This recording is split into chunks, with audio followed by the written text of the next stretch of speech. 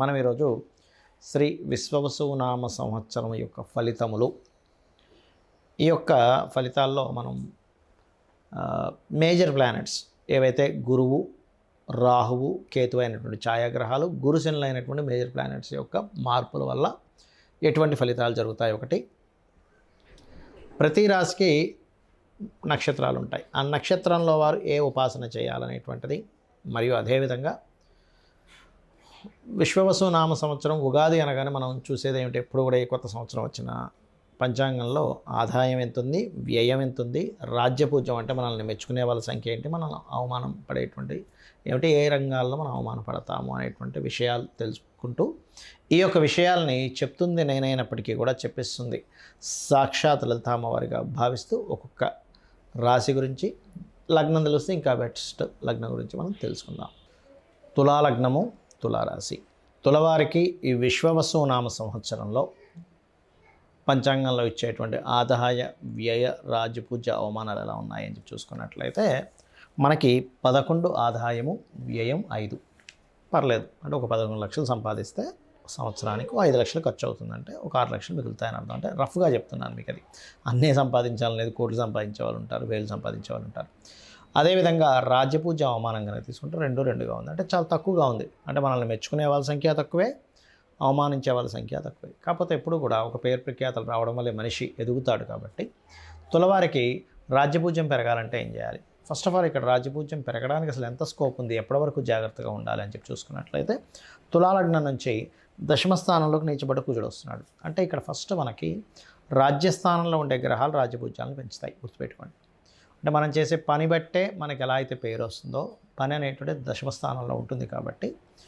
And ఈ దశమంలో ఎప్పుడైతే కుజుడు వస్తున్నాడో మీరు కందులు దానంగా ఇవ్వడము, గోవులకి క్యారెట్స్ తినిపించడం ఇచ్చేస్తూ ఉంటే రాజ్యపూజ్యం అనేటువంటిది పెరుగుతుంది, అవమానం కూడా ఆటోమేటిక్గా తగ్గుతుంది. రైట్. ఇక మిగతా అంశాలు కనుక చూసుకున్నట్లయితే ఇక్కడ ఫైనాన్షియల్ సంబంధించిన విషయాలు, మిగతా అంశాలు చూసుకున్నట్లయితే ఫస్ట్ ఆఫ్ ఆల్ మీకు లగ్నాన్ని గురువు దృష్టి ఉంది ఈ సంవత్సరం. కాబట్టి గతంలో ఏవైతే మనకి ఆటంకాలు కలిగాయో ఇవన్నీ కొంచెం ముందుకు కదులుతాయి. గతంలో ఎప్పటి నుంచో శని పంచమంలో ఉండి నిర్ణయాలు తీసుకునేటువంటి విషయాల్లో ఎప్పుడైతే వాళ్ళు ఒక్కోసారి చూడండి ఆలస్యం చేస్తూ ఉంటారు, నిర్ణయాల విషయంలో పోస్ట్పోన్ చేస్తూ ఉంటారు, పెండింగ్ పెడుతూ ఉంటారు. ఆ పెండింగ్ పెడుతున్నటువంటివి కాస్త ముందుకు కదులుతాయి ఎప్పుడైతే 6లోకి వెళ్తున్నాడో. సర్వసాధారణంగా 6లో శని ఉన్నప్పుడు ఏంటంటే మనం ఏదైతే కష్టపడతామో, మనం ఏదైతే ఎఫర్ట్ పెడతామో ఆ ఎఫర్ట్కి తగ్గ ఫలితం ఇస్తాడు శని భగవానుడు 6లో ఉన్నప్పుడు. అందుకే 3, 6, 10, 11 స్థానాలు మంచివి అంటూ ఉంటారు. అందులో ముఖ్యంగా 3, 6, 11 స్థానాలు పాపగ్రహాలకు ఇంకా మంచిది. రైట్. అయితే ఇక్కడ ఈ ఎఫర్ట్స్ అనేవి పెరుగుతాయి. అదేవిధంగా సంతాన సంబంధించిన విషయాలు ఇబ్బంది పడుతున్న వారికి కూడా చాలా బాగుంటుంది మనకి మార్చి తర్వాత విశ్వవసునామ సంవత్సరంలో. అండ్ అదేవిధంగా కాంపిటేటివ్ రిలేటెడ్ వాటిల్లో కూడా సక్సెస్ అనేటువంటిది ఉంటుంది. గతంలో అనవసరమైనటువంటి ఖర్చులు కూడా కొంచెం తగ్గుతాయి లాభంలోకి కేతు వెళ్తున్నందుకు. కాకపోతే కొంత సంతానము, వివాహ సంబంధించిన విషయంలో కొన్ని తప్పుడు నిర్ణయాలు తీసుకునే ఛాన్సెస్ ఉంటాయి. బికాజ్ ఆఫ్ సంతాన స్థానము, వాళ్ళ యొక్క వివాహ స్థానంలో రాహుకేతువులు కనెక్ట్ అవుతున్నారు. సో అందుకని వారి యొక్క వివాహము, సంతాన సంబంధించిన విషయంలో కొన్ని, అంటే మీ యొక్క సంతానం యొక్క వివాహ నిర్ణయాలు, వివాహ సంబంధించినటువంటి విషయాల్లో కొన్ని తొందరపాటు నిర్ణయాలు ఇట్లాంటివి జరుగుతాయనేటువంటిది చూపిస్తుంది. ఇక ఫైనాన్స్ అంటే ముఖ్యంగా ఏదైనా ఒక ప్రాపర్టీ కొనుక్కుందాము లేదా గృహం కట్టుకుందాము అనుకునేటువంటి వారికి అప్పు లభించేటువంటి యోగం నడుస్తుంది. అలాగే ఏదైనా కొత్త ఇన్వెస్ట్మెంట్స్ వీలైనంత మటుకు కేతు మారిన తర్వాత చేయండి. ఆ కేతు జూన్ నుంచి మారుతున్నాడు. అదేవిధంగా ఇక్కడ ఈ తులారాశిలో ఉండేటువంటి నక్షత్రాలు కనుక చూసుకున్నట్లయితే చిత్త 3, 4 పాదాలు, స్వాతి, విశాఖ 1, 2, 3 పాదాలు ఉంటాయి. చిత్తా నక్షత్రం వారు వీలున్నప్పుడల్లా కూడా కాస్త లక్ష్మీ నరసింహస్వామిని ధ్యానం చేసుకుంటే చాలా మంచిది. ధ్యానం వల్ల మనకి అంటే ఒక నామాన్ని జపిస్తూ ధ్యానం, ఊరికి అట్లా ధ్యానం కాదు, నామాన్ని జపిస్తూ ధ్యానం మంచి ఫలితాలు ఇస్తుంది, గుర్తుపెట్టుకోండి. సో చిత్తా నక్షత్రం 3, 4 పాదాల వారు ఓం లక్ష్మీ నరసింహస్వామి ఏ నమః. స్వాతి నక్షత్రం వారు ఓం శ్రీమాత్రే నమః చేసుకోవచ్చు, లేదా ఓం దుమ్ దుర్గాయ నమః.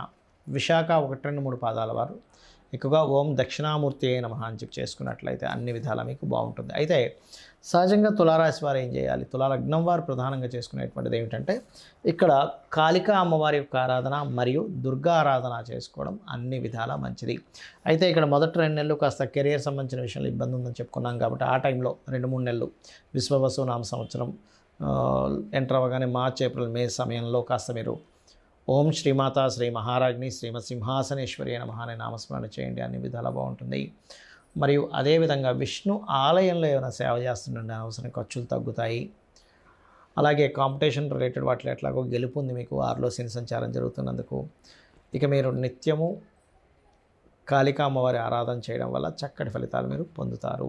కొంతమందికి జాతకం ఉంటుంది, కొంతమందికి ఉండదు, కొంతమందికి రాసి తెలుస్తుంది, తెలియదు. అలాంటప్పుడు వారేం చేసుకోవాలి, ఈ గ్రహాల యొక్క మార్పు వల్ల చూసుకున్నట్లయితే మీకు ఎక్కువగా ఆటంకాలు కలుగుతున్నాయి లైఫ్లో, గణపతిని ఆరాధించండి.